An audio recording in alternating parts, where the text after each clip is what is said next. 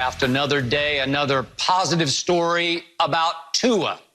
This time he underwent a voluntary medical recheck. This with an NFL-approved doctor in Nashville where Tua is working out.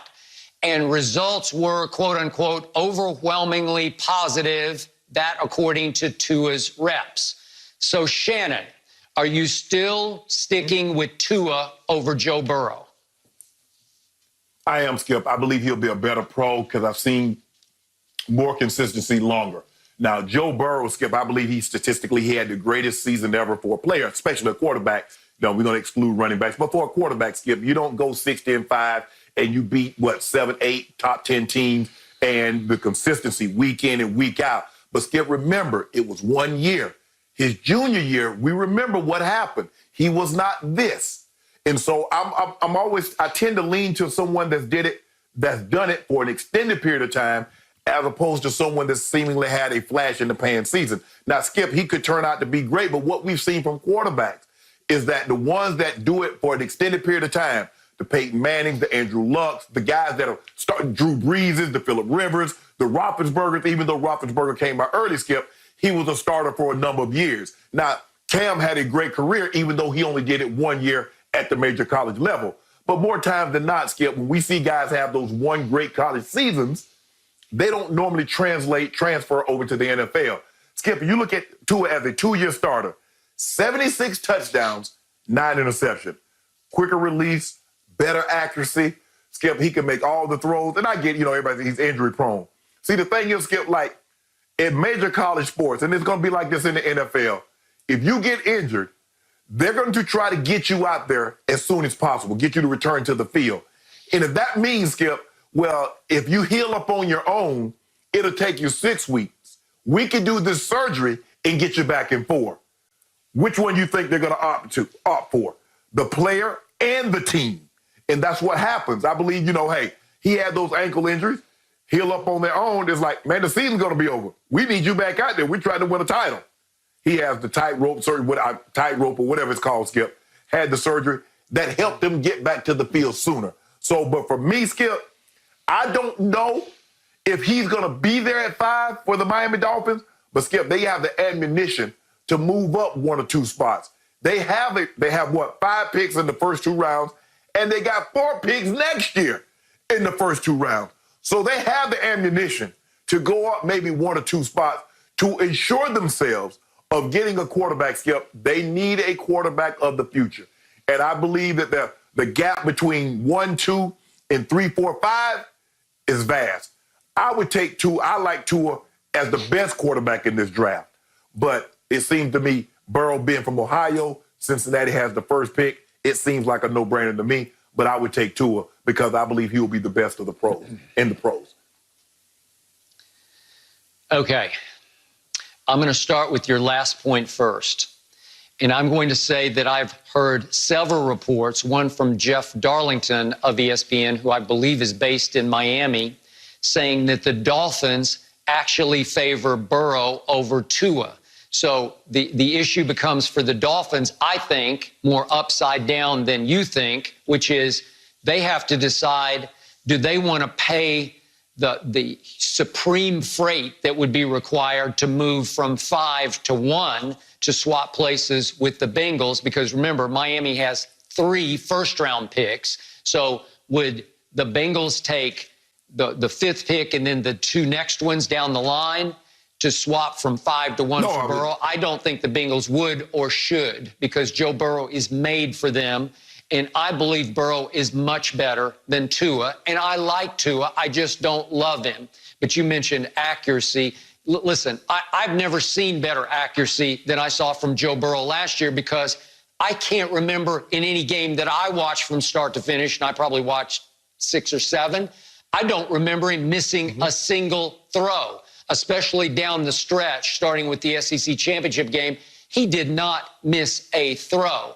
But before we get to performance, let's talk about durability, because also speaking of ESPN, I heard Rex Ryan say today that his sources around the league, and I'm sure he's got many, given his track record, but that he's told Tua has had 5 surgeries already. Now, to your point, they might have been get well quicker surgeries, where during the season you got to have your knee scoped, but you don't tell the media so you can take your quote unquote sprained knee and get over it quicker and get back on the football field.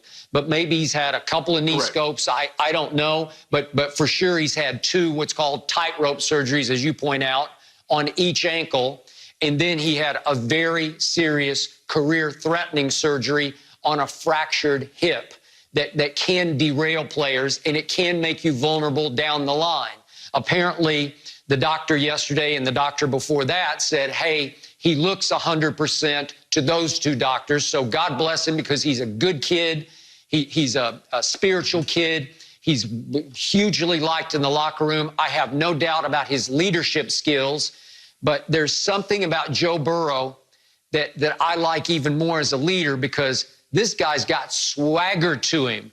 This guy has got an attitude. The first time I noticed this guy was when they were playing Texas on that Saturday night. I started watching the game and I couldn't turn it off because I thought Texas was really good at that point, and they turned out to be pretty good, but Joe Burrow destroyed them. That night he threw for 471, 31 of 39, 4 touchdowns, and had a 92 QBR, and at the end of the game, I see him over on the sidelines pointing at Longhorn fans up in the stands saying, I shut you up, and I shut you up, and I shut you up. And I'm like, whoa, can you back that up? Well, he went to Florida and backed that up with a 98 QBR. And then you know what happened at Tuscaloosa. He had a 97 QBR. That day, Tua had a 73 QBR, so he dramatically outplayed him at Tuscaloosa. Then Georgia in the SEC game, he has a 97 QBR, again, scale 0 to 100. That was 4 touchdowns and no interceptions. And then he absolutely annihilated my Oklahoma Sooners for 493 and 7 touchdowns, also ran for a touchdown, no interceptions, 99 QBR, almost perfect.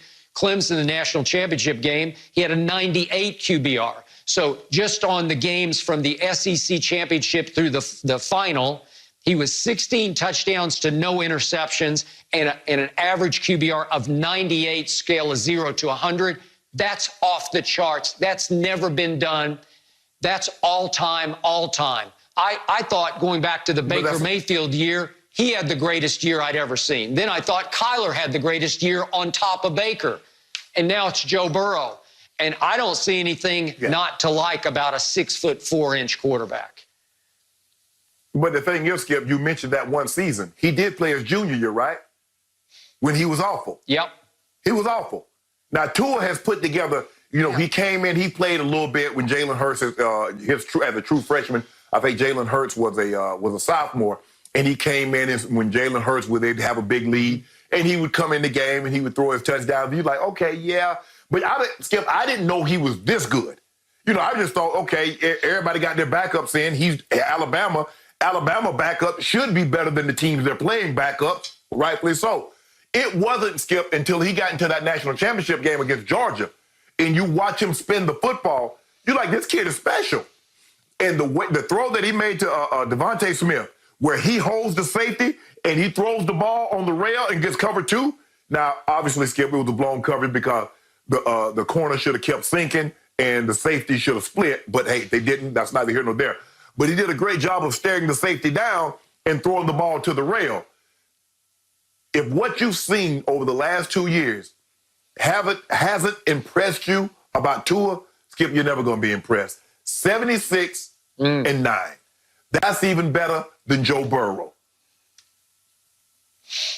Okay, but Shannon, in some of the biggest games, I was not impressed. I thought he lost his poise. I thought he started to unravel. You can blame it on injury in that first SEC championship game against Georgia 2018.